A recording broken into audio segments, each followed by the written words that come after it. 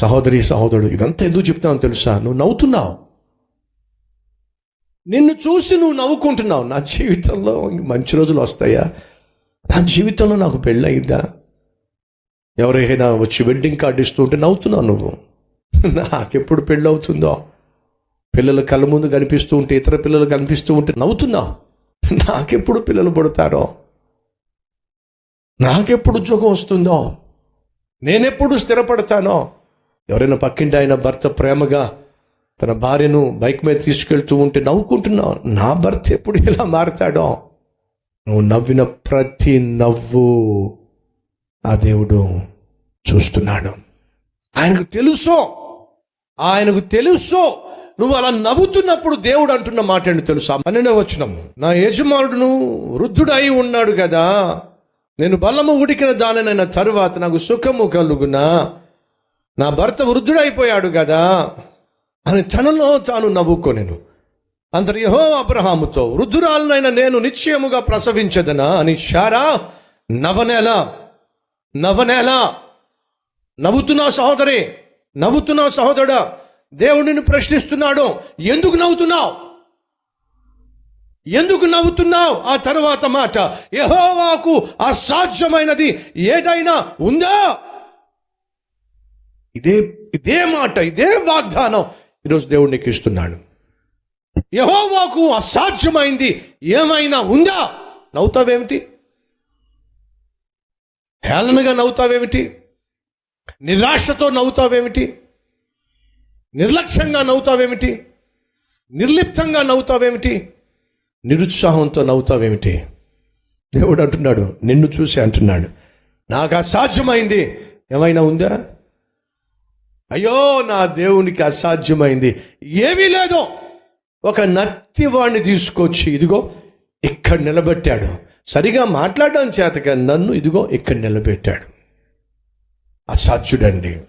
ఎక్కడైనా ఒక 100 గజాలు స్థలం కనిపిస్తే నిలబడి ఆ 100 గజాలు స్థలం చూసేవాడిని. ప్రభా, నాకు ఇస్తావా ఈ స్థలం? ఒక చిన్న మందిరం కట్టుకుంటాను ఆశపడేవాడిని. 100 గజాల స్థలం కనిపిస్తే నిలబడి ప్రార్థన చేసేవాడిని. అలాంటి వాడిని తీసుకొచ్చి హైదరాబాద్ నడిబొడ్డులో ఇదిగో ఇంత విశాలమైన స్థలం ఇచ్చాడు. అసాధ్యుడు, ఆయనకి అసాధ్యమైంది ఏది లేదో. దానికి సాక్ష్యము ఈ నా జీవితమే. 52 రోజుల్లో మందిరం కట్టు, నేను నీకు తోడుగా ఉంటా, అనౌన్స్ చేయి. నవ్వారండి, హేళన చేశారండి, అసాధ్యం అన్నారండి, పేరు కోసం చేస్తున్నాడు అన్నారండి, ఖచ్చితంగా మునిగిపోతాడన్నారండి. ఒకటి కాదండి, 52 రోజుల్లో ఇదిగో అద్భుతమైన మందిరం నిర్మించబడిందండి. అసాధ్యుడండి మనం సేవిస్తున్న దేవుడు. ఇవన్నీ జ్ఞాపకం చేయడానికి కారణం తెలుసా? సతీష్ కుమార్ గురించి చెప్పట్లేదండి. సతీష్ కుమార్ నమ్మిన దేవుడు అసాధ్యుడు.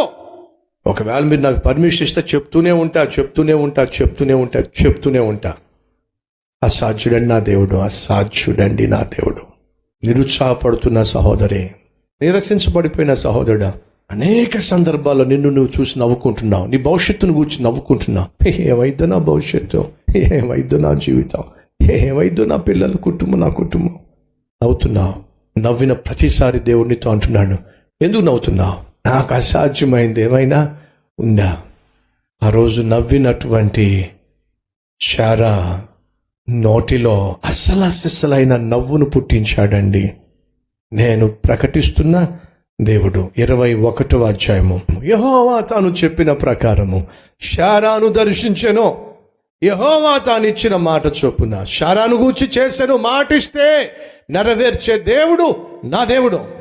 ఎట్లనగా దేవుడు అబ్రహాముతో చెప్పిన నిర్ణయ కాలములో, నిన్ను దీవించడానికి, నీ కన్నీటిని తుడిచివేయడానికి దేవుడు ఒక సమయాన్ని నిర్ణయించాడు. ఆ సమయం వరకు నువ్వు ఎదురు చూడాలి విశ్వాసముతో. నిర్ణయ కాలంలో శారా గర్భవతి అయి అతని ముసలితనమందు అతనికి కుమారుణ్ణి కనెను. 5వ వచనం, అబ్రహాము కుమారుడైన ఇస్సాకు అతనికి పుట్టినప్పుడు అతడు 100 ఏండ్ల వాడు. అప్పుడు శారా, దేవుడు నాకు నవ్వు కలుగ చేసెను, వినువారెల్లా, దీనిని గూర్చి వినువారెల్లా నవ్వుదురో. ఇది అసలైన నవ్వు, ఇది నిజమైన నవ్వు.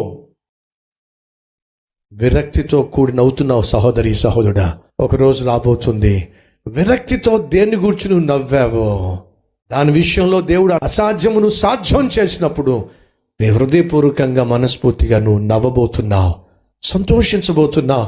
ఆ దినము నీకు రాబోతుంది. ఆ రోజు వచ్చేంత వరకు విశ్వాసాన్ని కొనసాగిస్తావా?